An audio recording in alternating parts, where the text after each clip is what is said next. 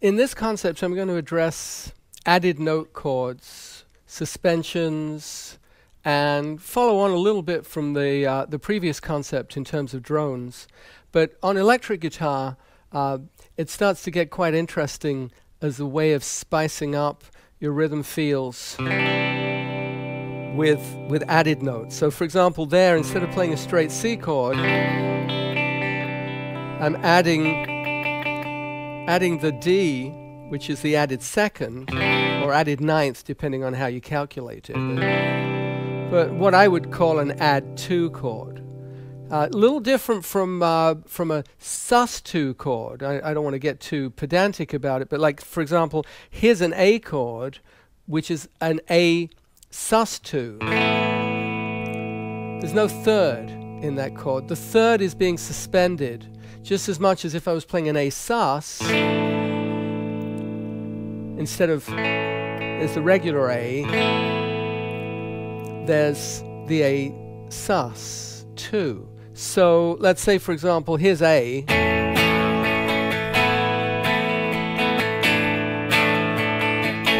And now to the D.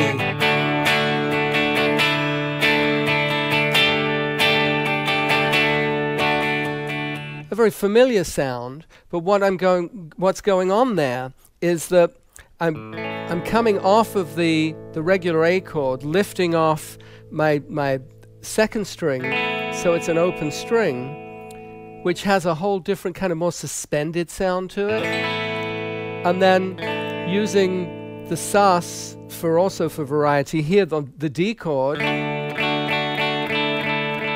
lifting off so the open E is ringing. There's the sus 4, back to the third. But more typically,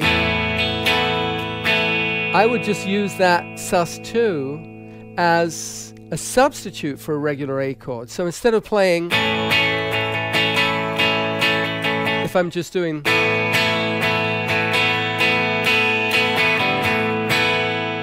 and something else is adding the third, maybe, you know, the piano player is doing it, or a second guitar, it just gives an extra little bit of mojo to the texture.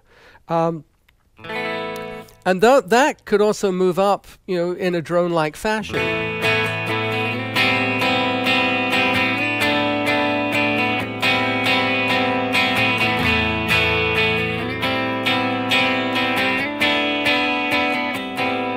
For example, another approach to that is, you know, even some of the more familiar chords, like an F major 7, for example.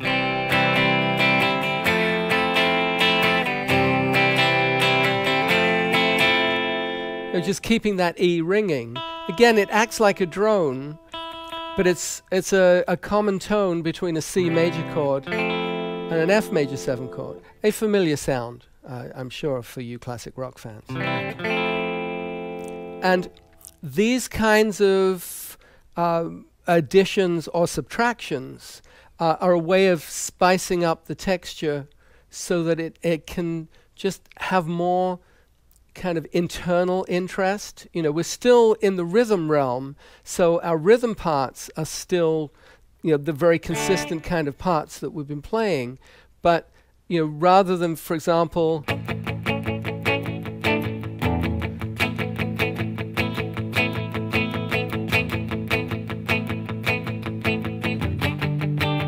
see, there's no third in this G,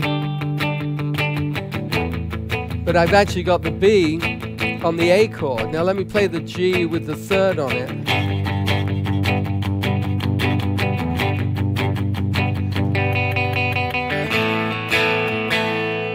So it may be a lead guitar or a second guitar part over the top. Might be doing this kind of texture.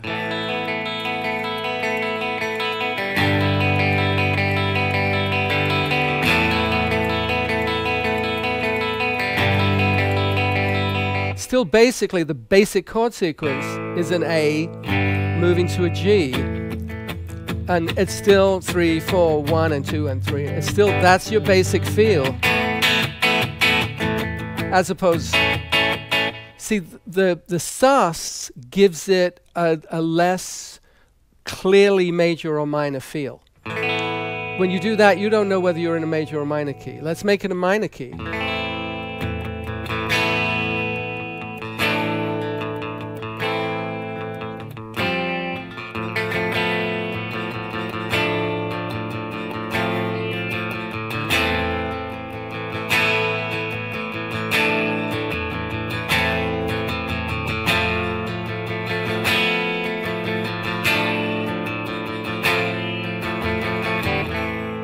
So there, I'm keeping the pulse going on the lower strings,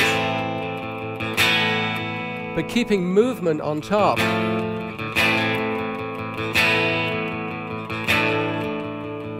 Using these sus2 and sus4. And then when I do that on the F chord,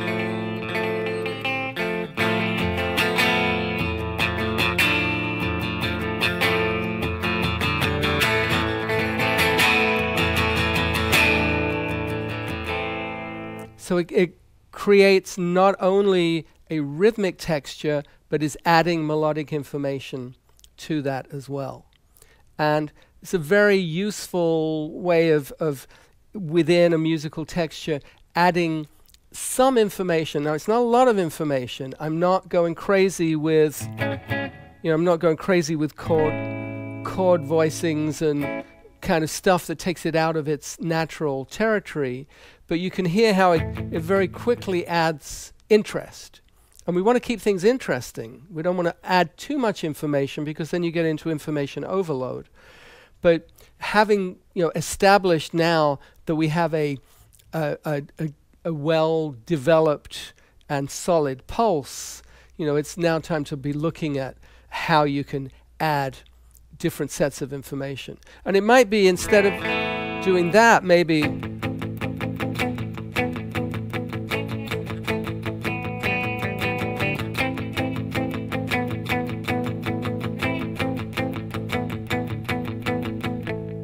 using, again, just 3 notes here. And that's a rhythm guitar part, It's just varying that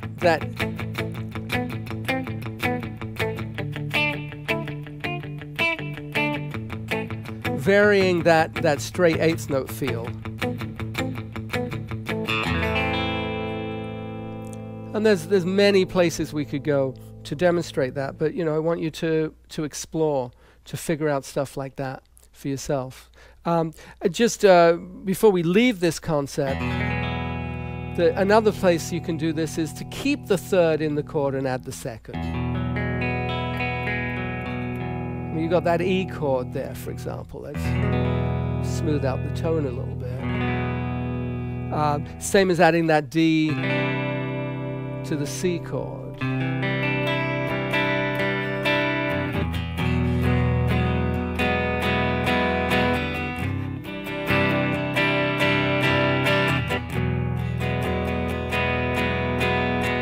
And of course, the right hand is doing what we've developed so far. These pushes and just a very simple, even strum.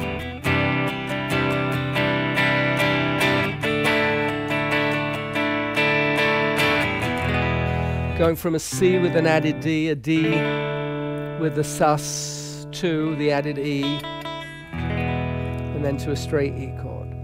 And I encourage you to experiment and find cool ways of adding things. I mean, Jimi Hendrix, love that. There we go. That kind of movement where it's a G chord, but it's what I have referred to as a Texas G, but with the A on top. And the drone string in the middle. So here it goes to an F, going to a B flat.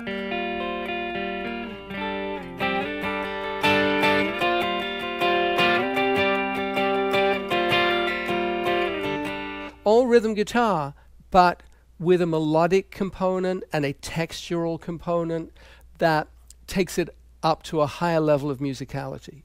So Again, I'll encourage you to experiment with this kind of thing, but just look to add notes to your chords, if only in passing.